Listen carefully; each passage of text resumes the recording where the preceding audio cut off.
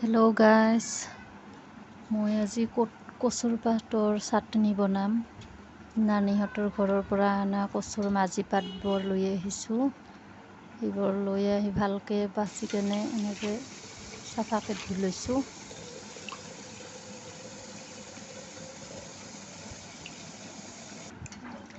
আৰু ইয়াতে নহৰু দানা দিছোঁ 7টামান আৰু জলকীয়া 4টা এনেকৈ দি কেনে কচুখিনি ভালকৈ বইল কৰি লৈছোঁ।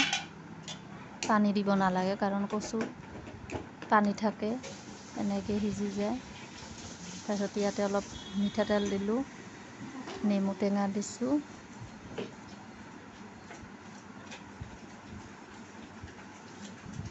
অলপ নিমখ দিলোঁ সোৱাদ অনুযায়ী। খাবলৈ বহুত টেষ্টি হৈছে কচুৰ পাতৰ চাটনি।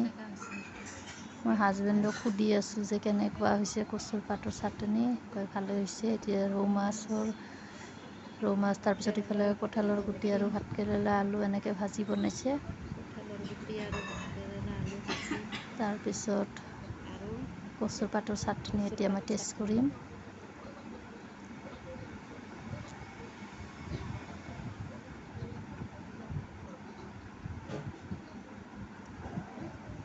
কচুৰ পাতৰ চাটনি বহুত টেষ্টি হৈছে।